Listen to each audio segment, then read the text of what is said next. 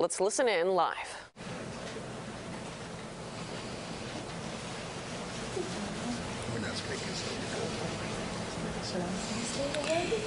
Yeah, sorry about that, you all. We normally have theme music, but something happened with the sound system.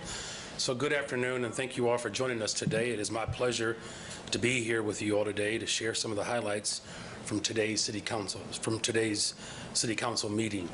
First of all, I'm pleased that the City Council has approved our new budget director, Ms. Annette Guzman. Annette comes to this role after serving as budget director for Cook County, where she oversaw the county's budget and the distribution of COVID-related financial aid during the pandemic. Previously, she served as the deputy assessor in the office of the Cook County Assessor, as well as deputy chief administrator and chief of staff for COPA.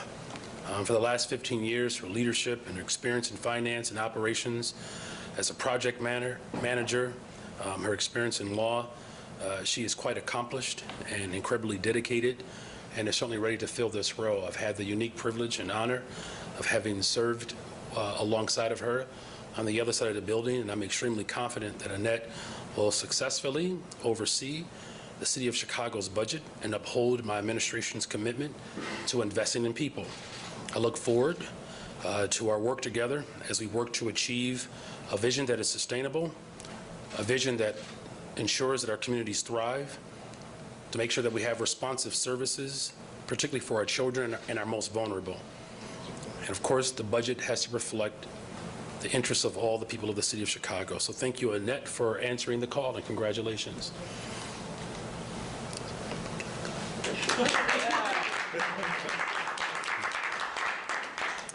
Now, of course, next I am proud to share that the City Council also approved the Urban Agriculture Business License Enhancement Ordinance, and I'm certainly pleased to stand here with all of our community partners. Mr. Anton Seals, Mecca Bay, Grow Greater Inglewood, Roger Cooley, Chicago Food Policy Action Council. Congratulations to you all. Thank you for your hard work. Thank you.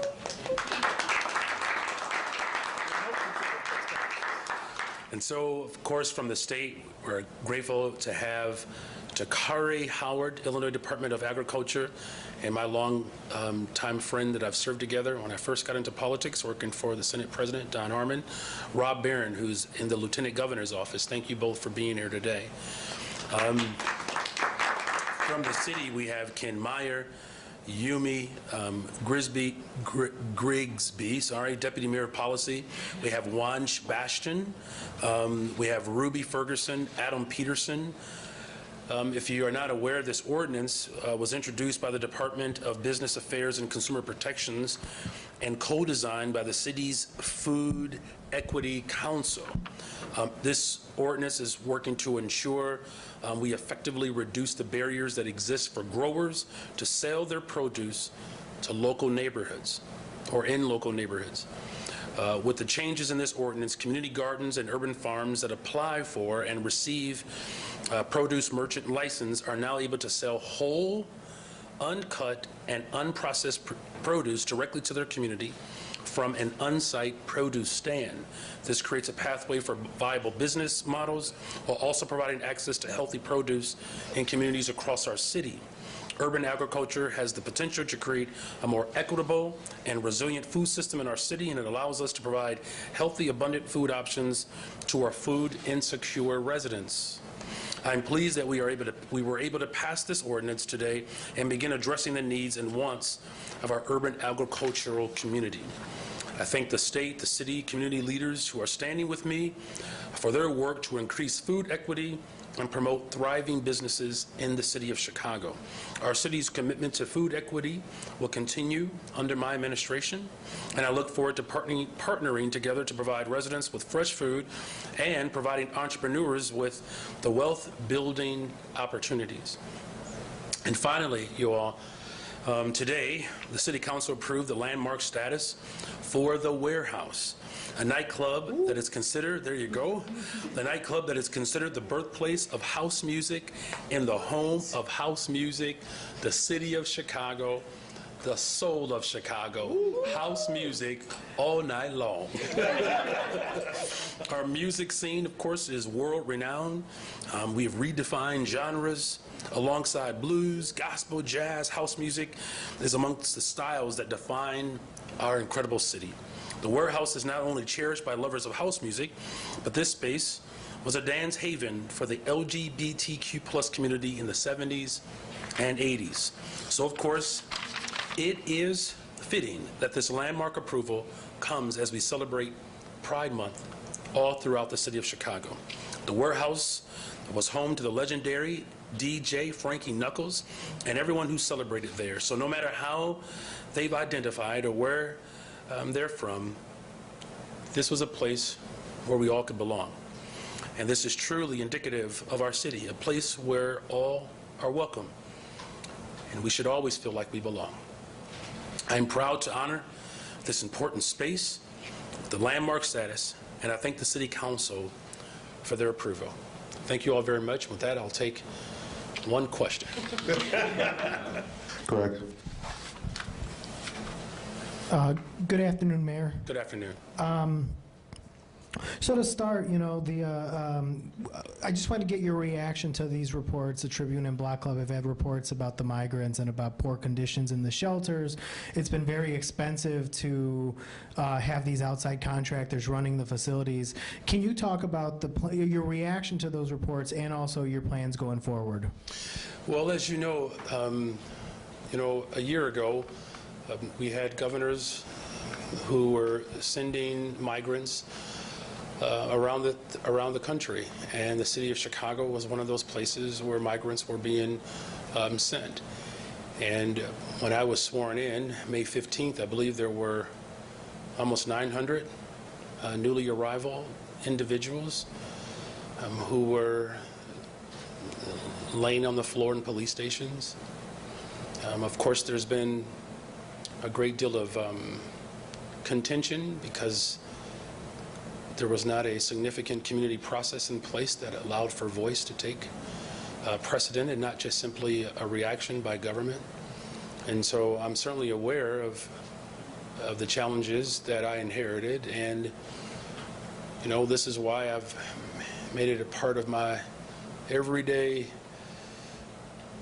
focus to make sure that we are decompressing the police stations and that we are providing a pathway to sustainable existence and living in the city of Chicago. As far as the expense is concerned, unfortunately, there was an agreement with a particular institution that was not necessarily economically feasible, and so we have worked hard to renegotiate that contract, and we're grateful that there has been some cooperation. Now, of course, long term, my administration is committed, under the leadership of our First Deputy Chief of Staff, Christina Pasion-Zayas, who has done an incredible job of bringing people together, multiple stakeholders, the state level, the county level, the federal government, many of our community-based organizations, to begin to establish more support for case management, as well as finding facilities that can adequately support our newly arrivals. And then finally, what I will say is that this is also an important note, that it is top of mind for me to make sure that the families who have been working hard to find safe spaces and affordable housing in the city of Chicago, that we're working with a level of expediency to continue to provide support for those families who are without homes. As you know, today, the City Council voted to provide more opportunities for affordable housing, and we're going to continue to do that throughout my administration. Thank you. Okay. Yeah, this is another migrant question. Do you plan to pursue the plan that started under Mayor Lightfoot to house migrants at South Shore High School? And what do you say to people who are protesting that, who are asking, why do you spend $51 million on migrants, but instead of investing that money in our neighborhoods? Yeah, well, first of all, Ted, congratulations on your tour around the city of Chicago, all 77 neighborhoods. Congratulations. That's impressive. As I said before, it's important that we have a community process where voices are heard. Unfortunately, for too long, politics have established this zero-sum game where, people have lost at the expense of other people ostensibly winning. And so what I have done, and I've charged my administration to do, is to continue to have community meetings, whether they are in South Shore or Gage Park or wherever else, to ensure that there is a vibrant, robust conversation around what is the best pathway forward. And so my efforts are I'm going to continue those efforts to ensure that we are having direct conversations with the people of the city of Chicago that are ultimately impacted by these decisions. And I'm certainly not intimidated by those conversations, and I'm confident that the people of Chicago will do right by the people who seek to find refuge here in the city of Chicago, but that we're also being diligent to ensure that no one is unnoticed. What about the complaints about the spending? Why on migrants and not on neighborhoods? As I said before, that there's been historical disinvestment. But today is truly a testament of what we're doing for our urban farms and the agricultural industry that's not only creating jobs, but providing healthy food. As I've said repeatedly, there's more than enough to go around. It's just a matter of having the political will to do that, and today is an example of that. Thank you. Hi, Mayor. Hey. Your interim police superintendent said yesterday, quote, "I'm never going to say we can't use more manpower, more resources. We're really working our officers to a nub. We're canceling days off all the time." Question, if you're not going to scramble to fill police vacancies, what can you do right now for your superintendent? Yeah, so what we are doing right now is that we're working collaboratively. It's a layered approach. Everybody knows that a police strategy alone is insufficient. It's a failure. And I don't know how you scramble to hire people, a process that takes 18 months. Do we really want to scramble to find police officers? I don't think we want to scramble to find anyone that requires a type of professional training that's needed in order to ensure that we are delivering adequate services for the people of Chicago. My approach has been multi-tiered and multi-pronged, that we have to have smart, very intentional, constitutional policing. There are roughly 56 beats where the violence is most likely to take place. One of those beats is where I raised my family. As I said repeatedly, no one has greater incentive for the city of Chicago to be better, stronger, and safer than someone who is raising their family in a beautiful community, but one of the most violent neighborhoods. As you know, that many corporations have stepped up, and they provide support and resources during the gap between when school was dismissed and when our park districts opened. That's an immediate response. Whenever we provide opportunities for young people, jobs, violence prevention interventions, those are immediate responses. And here's the neat thing, is that it's layered. Our Deputy Mayor, Garion, has done an incredible job of working with law enforcement. Now, finally, what I will say is this is hard for everyone. We don't want to continue to see the people of Chicago harmed by the disinvestment, and we certainly don't want to see people harmed by the violence.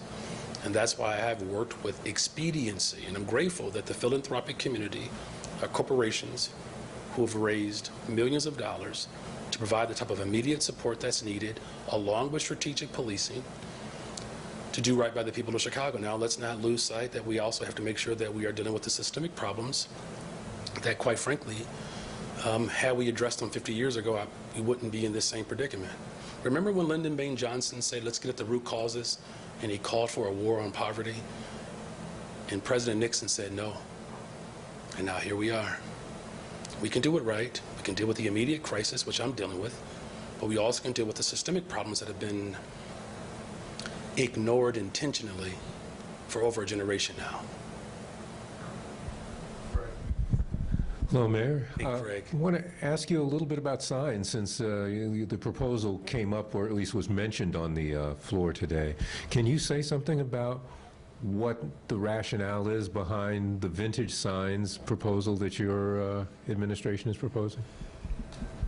I mean, a little bit, Craig. I don't know what I can say it. Thank you for asking me to say a little bit. I mean, look, you know, there's a lot of historical dynamics that exist in the city of Chicago, and what has happened is that, you know, vintage or historical signs have been not been permitted to exist because, of course, they need some upgrade, right? And so, you know, the intention to make sure that our signage is safe and strong and sound cannot come at the expense of, you know, removing the unique character that makes us the remarkable world-class city that we are. So, you know, it's one of those dynamics. You know, I believe in throwback. You know, I'm, you know, from the 80s and 90s. Apparently that's back in style, so I'm officially old school, Craig. I've caught up with you, brother. Thank you for that question. Hi there. There's a lot of concern from aldermen today about the process for approving police-related payments to settle lawsuits brought against the city. What are your concerns about that process, and how do you plan to fix it, or can you fix it to ensure that the city isn't, you know, paying tens of millions of dollars annually for these settlements? Yeah, well, first let me just acknowledge that, you know, there's unfortunately has been a very damaging long history in the city of Chicago of brutality. We have individuals that were tortured, like severely beaten and harmed, and we're working hard to repair those damages. So we cannot lose sight that we still have a ways to go in order to ensure that blackness is not criminalized and or brutalized. Now, as far as the process is concerned, I think Alice covered me on the other side of the building. I was a part of the litigation committee where settlements were handled. Now, at the county level, as you know, there are multiple ways in which people can access government, but it certainly has, there's risks, right? And whether it's the county hospital or the jails. And what I heard today is that there's an opportunity for us to embrace a process that provides more information in order for all stakeholders to make more informed decisions. And I'm committed to working with our new corporate counsel once she's officially approved and voted on to come up with a process, as well as hear the feedback from the suggestions that have been already articulated, so that we can have a process that you know, fully reflects transparency and openness. To the best of our ability, as you know, many of these cases are sensitive, so there are certain elements and dynamics that, as I experienced on the other side, where executive sessions were required and necessary in order to go a little bit deeper into the various cases. Thank you. Hi there. Can you give an update Hi. on youth hiring for the summer? You know, Department of Family and Support Services previously said there were 20,000 opportunities available, yet more than 44,000 people applied. You've been trying to increase those opportunities. How's that effort going? How many additional positions will the city be offering?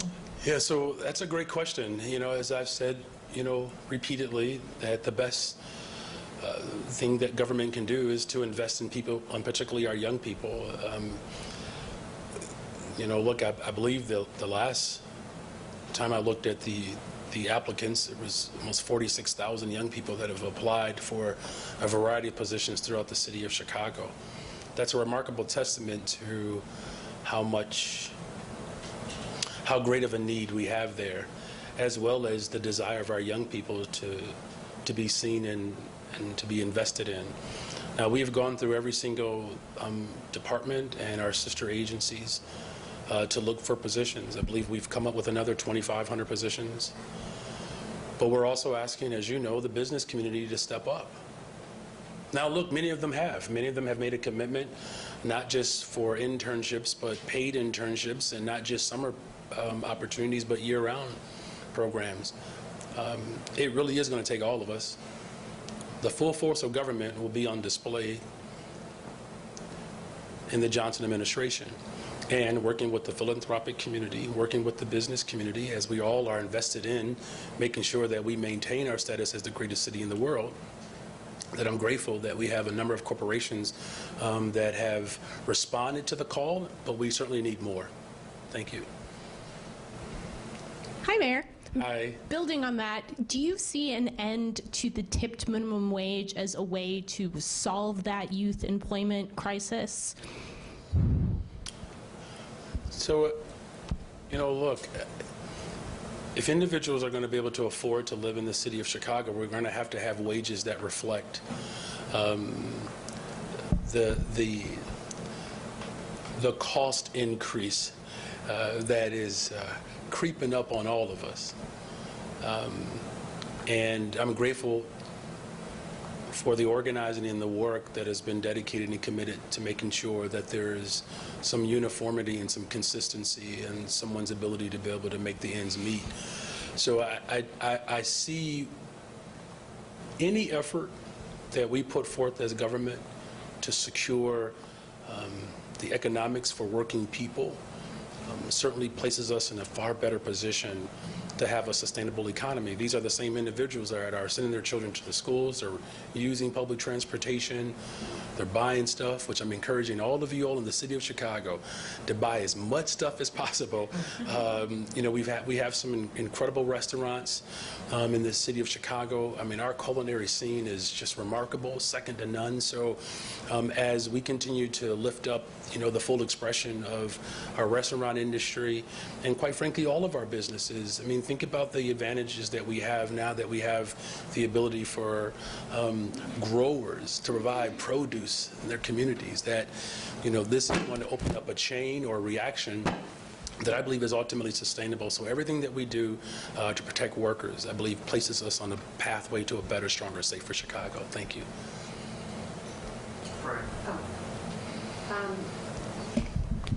How long should restaurants have to phase in the end of the sub-minimum wage? Should it be 5 years? Should it be 3 years? And then I have a follow-up question on something else. Okay. That should be debated. I believe in democracy. I feel like I have to constantly say that I'm not a dictator. And I don't mean that in a adversarial way. What I'm reflecting is the nature of who I am. I'm confident that when we bring people together as a city, we can come up with solutions collectively that works for everyone. Again, no one should lose at the expense of someone else ostensibly winning.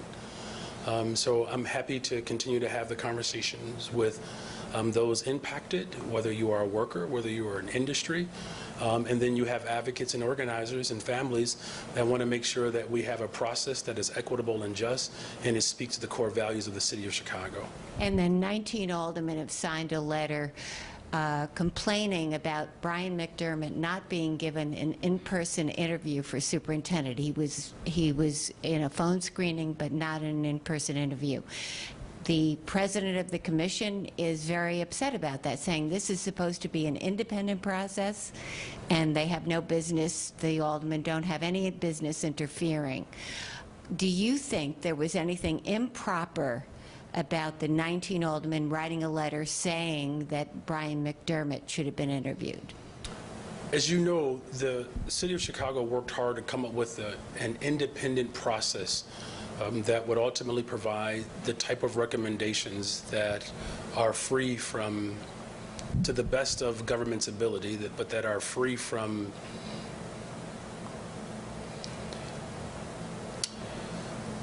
political malfeasance.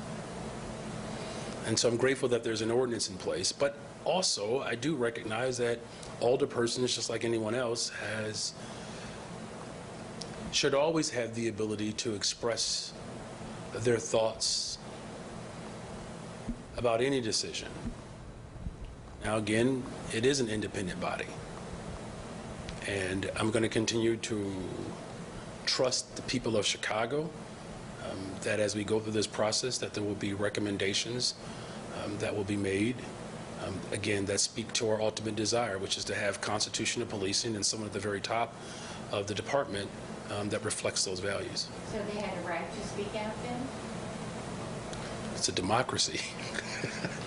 I mean, you know what I'm saying, right? So thank you for that question, though, Fran. Mayor, how are you? I'm doing well. I noticed that there are a lot of men who are using shea butter for their hair. Are you one of them? No. No? Lots of other product, not shea butter. That might explain it then. Use shea butter, Craig. If you say so. On a serious note, I just want to follow up on what Fran had to say about this search process, if you don't mind. Does this raise any concerns with someone with Brian McDermott's experience, 28 years, chief of patrol, well-respected? If somebody like that does not get an interview, does this raise concerns about what qualifications that the search committee is actually applying to those candidates they'll eventually send to you for 3 finalists? You know, look, I have not looked at the list, right? So, I mean, I don't know who the finalists are, so I can't make that determination. I mean, I don't know how many people who will be recommended that have similar experience or experiences as Chief McDermott. Look, I've had multiple conversations with Brian McDermott. I think he is an incredible, fascinating human being. He's well versed in his role, and he has served this department honorably. You know, and I believe it would not be appropriate for me to make any determination about a criteria or a rubric that this particular independent body has the full authority to make those determinations. Hi, Mayor. Hey, Alice. Should the CPS board approve a contract next week that would fund the presence of school resource officers in high schools, and why or why not? And I have a follow-up. Sure. Could you repeat that question one more time? I think your enthusiasm and the speed, somehow I lost translation. Oh, no worries. I'm a fast talker. Try that again. Should the CPS Board of Education approve a contract next week with CPD that would fund the presence of school resource officers in high schools for a year? So as you know, that the decision for school resource officers, decisions around school resource officers has been given to the authority of the local school council. Now, what I've said repeatedly is that it's important that we recognize that our children are overwhelmingly being raised in communities where there's a great deal of trauma that has been untreated.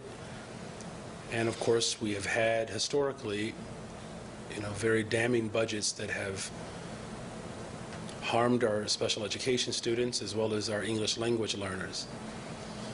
So I think it's important that as a city, we recognize that our priorities have to be in the development of the full child, you know, and a budgetary decision that ultimately will come down to whether or not a local school council believes that's the best pathway forward. I support LSCs and the democratic process that has been established through that particular means of government. And on the migrant story, has your administration spoken with Governor Abbott or with the NGOs in Texas or anyone else around the border who has been in charge of busing or flying these migrants to Chicago? And what was the substance of the conversation? So our team over the last, what is it now, Ronnie, 37 days? I don't even know how long I've been mayor. It's been 37 days. We've had multiple conversations with individuals at the border to get a better understanding of what's going down there. If you're asking me if I've had a direct conversation with a governor, I've only spoken to one so far, and that's Governor Pritzker.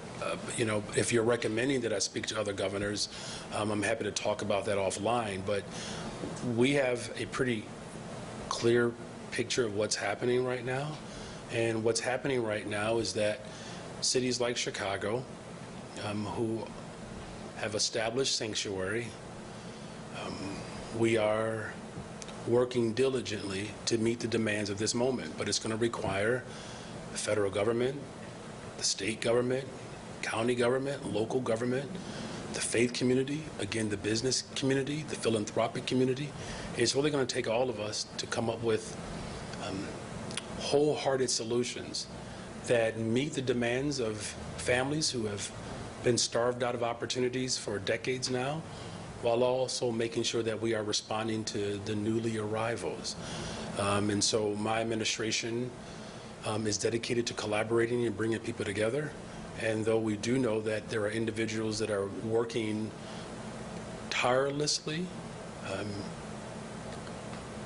to create political division. We're committed to uniting the city as well as uniting this country by being an example here in Chicago. Thank you. Hi, Mayor. So after what happened last night where hundreds of teenagers vandalized a gas station, several cars near 31st and Michigan, what is the plan to prevent this from happening again, and how are you planning to work with the community to resolve this issue? So as you may know, that there has historically been a trend of large congregants of individuals from around the region, not just Chicago, because everybody wants to be in Chicago, to congregate downtown, on the beaches. Now, you may have not even recognized this, but for several weeks, you have not heard any incident in the news about these congregants because we have been working strategically with law enforcement along with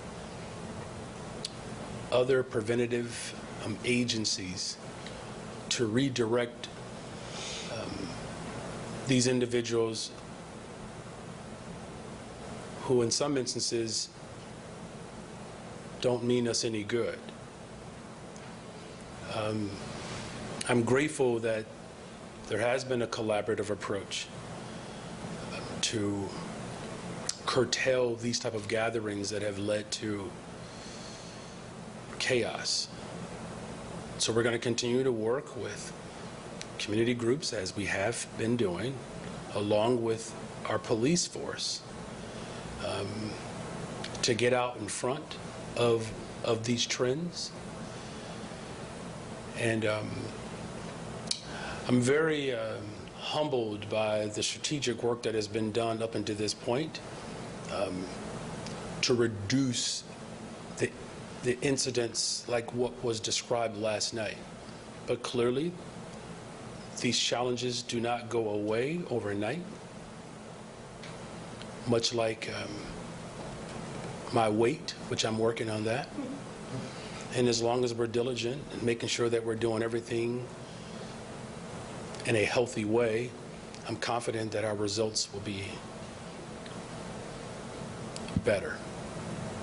A few weeks ago, an organization created a new initiative called Parents for Chicago, where supposedly parents and Chicago Police Department were going to receive text messages or emails alerting them that these huge gatherings were going to be happening. So this afternoon, we reached out to CPD asking them about this initiative, and they said that they had no idea that even existed. What can you tell us about it? There are a lot of new ideas that are being lifted up in this moment, and we're prepared and willing to work with all of our stakeholders, as I've said repeatedly, that are committed to building a better, stronger, safer Chicago. Thank you. Hey, Mayor. I have a question and then a follow-up. So last night, Tara Stamps was appointed to fill your old seat.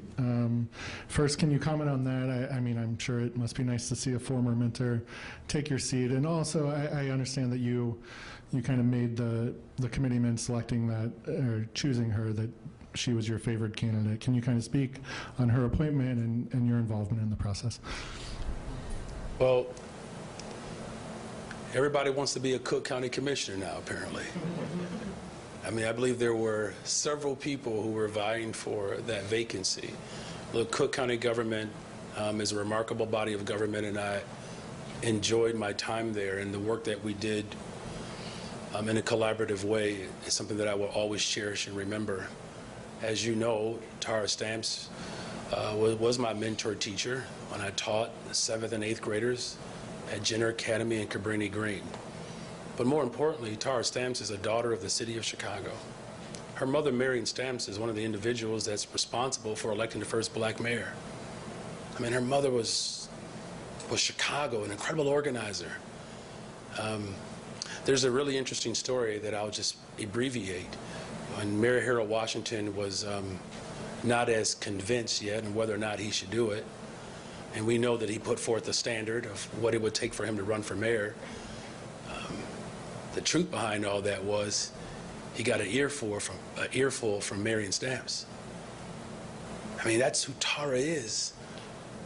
I mean, she's a part of a rich history in the city of Chicago that has led to some of the greatest transformations that we've seen in government. We are a sanctuary city because of Mayor Harold Washington. Mayor Harold Washington exists because of the legacy of the stamps in this city. And so she's going to be just fine. In other words, the 1st District in Cook County are in good hands with tar stamps. And congratulations to her. And then, you know, there's a similar nomination appointment process coming up to fill the state Senate seat of your current chief of staff or deputy chief of staff. Do you plan to get involved and make known who you would like to see appointed? My understanding is that the same progressive backers that put you in office and helped you elect you are making it known that they believe they can win that seat. If they're not appointed to it, they can win it through the election. Do you plan to endorse someone in that appointment process? Well, the progressive movement certainly is on a roll right now, aren't we? Because that's what the city of Chicago deserves and wants. You know, look, I did not interfere with a process that is democratically ran. Those committee persons made a decision based upon the choices that were in front of them. Now, of course, I think it's important that the people of Chicago and throughout Cook County we vote our values. And so identifying individuals that reflect our values in this moment, it's incumbent upon the process to identify individuals who speak to the energy that we're all experiencing right now, the positive energy. So whether or not, you know, I get myself involved in endorsements, we have not made that full determination, but what I can say is don't bet against me. Is that it? Yes, sir. Thank you all very much. Appreciate it.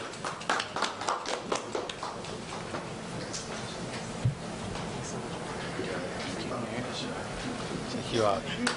Pocket square,